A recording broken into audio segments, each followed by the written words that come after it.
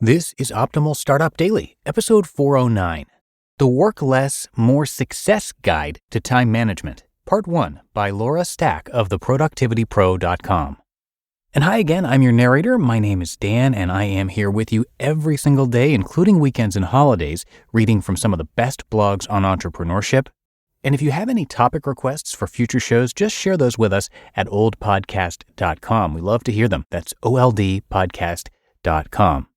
And I have a little bit of a longer post for you today, so I'm going to read the first half right now and then finish up the rest for you tomorrow. So for now, let's get right to part 1 of our post from Laura Stack as we start optimizing your life. The Work Less, More Success Guide to Time Management, Part 1 by Laura Stack of theproductivitypro.com.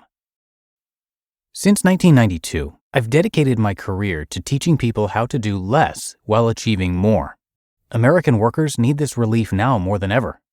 In the past decade, we've worked harder and done more with less than at any time since the Great Depression. Unfortunately, the pay hasn't kept pace with our efforts, and we often excel at the expense of our health, relationships, and free time. People are tired of do more with less and want to do less and achieve more. Overwork may be slowly killing you emotionally, physically, and/or spiritually, but it doesn't have to. Often, overwork stems from taking the wrong approach to structuring one's schedule. I have a solution to offer, one that will significantly reduce your task load and help you rebalance your work-life ratio in your favor. In my new book, What to Do When There's Too Much to Do, Reduce Tasks, Increase Results, and Save 90 Minutes a Day, which hits bookstores on June 26, 2012, I introduced my Breakthrough Productivity Workflow Formula, or PWF. The PWF's core message is simple: reduce, reduce, reduce. It's always better to do less, not more, so you can do better, more focused work. In this article, I'll give you a sneak preview of the 6 steps of the PWF. Step 1. Determine what to do. Reduce your to-do list. Too often, we overwork ourselves by doing what doesn't matter much or what someone else could do. You can remedy this by studying your work requirements closely and then zeroing in on what truly matters. Use the medical concept of triage to reduce your to-do list to manageable proportions. The emergency room doesn't treat patients in the order they walk in the door. You shouldn't work in the order tasks arrive in your inbox or by who screams the loudest. Remain flexible at all times, realizing priorities can shift on the fly, with new high-priority tasks muscling their way into the workflow and pushing aside less important items. Quit thinking of your to-do list as a must-do list, and in general, stop doing things that lack long-term consequences for your job. Delegate out low-profit or low-priority items. Take what remains and sort them into a master someday list, where you track important but non-urgent tasks and a high-impact task or HIT list of items you need to work on right away. Master list tasks might include things like long-term strategies, hiring a new assistant, and reviewing basic French terms before you visit the Paris office. Your HIT list should consist of the items that keep workflow humming along, new and ongoing projects, milestones, and deadlines, and critical items you need to accomplish every day. Your master list flows to your HIT list on a dynamic, daily basis. Just as important as your to-do list is your not-to-do list. Spell out the things you refuse to waste your time on, such as multitasking, most meetings, handling brush fires, and procrastination. Finally, get rid of general time wasters like arriving late, excessive Facebook time, and superfluous socializing. Step 2. Schedule time to do it. Reduce your obligations. Once you've identified your key tasks, make the time to do them.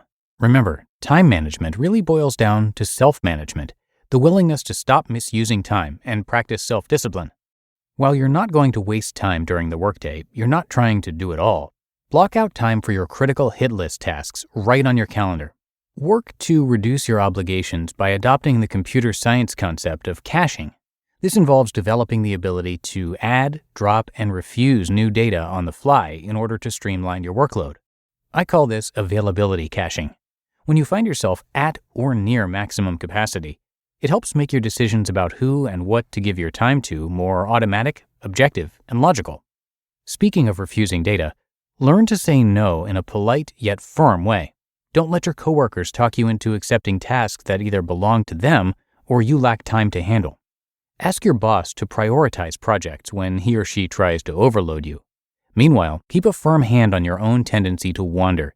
Don't derail yourself between tasks. Exercise clarity, discernment, and vision to make the right choices in the moment, because even tiny time intervals count. Step 3. Focus your attention. Reduce your distractions. So, as you embark on your voyage of self-improvement, don't get in a hurry. Accept that developing a new routine takes time. Leo Babauta, the author of the influential Zen Habits blog, recommends setting yourself a 30-day challenge for changing each habit. In this step, you reduce distractions so you can hone your focus to razor sharpness. Once you know exactly what you should be doing and have captured time to do it, you must focus on completing that important task. Distractions represent some of the worst productivity hurdles. Even if they drag your attention away for just a few seconds at a time, they can cause you to lose your train of thought and fall out of the productive focus in which you accomplish your best work. Take steps to ease external distractions, like people chatting in the hallway, interruptions from coworkers, or traffic past your office or cubicle. If nothing else, you can close your door, assuming you have one, or take your laptop into an empty conference room, or establish signals to let your coworkers know when you'd prefer they not disturb you. To keep your electronics from repeatedly shattering your focus, turn off email alarms and instant messaging and let your calls roll over to voicemail. Internal distractions often prove more dangerous than external ones because they represent hurdles we put up ourselves. We don't intend to waste time, but inevitably do it with gossiping, socializing, procrastinating, and constantly checking email. Ironically, some of the worst internal distractions come from efforts to increase personal productivity. Perfectionism, for example, often backfires because trying to predict everything that could possibly go wrong means you never get started, and when you do get to work, you have a hard time letting go. But few internal distractions hurt productivity as much as multitasking. Trying to do too much at once divides your attention, and one task actually gets in the way of the next. You lose track because you switch between tasks too often. Single tasking works better. Instead of juggling several tasks, focus on one until you've reached a natural stopping point, or you've completed it, and then move on to the next. Step 4. Hear that on tomorrow's episode.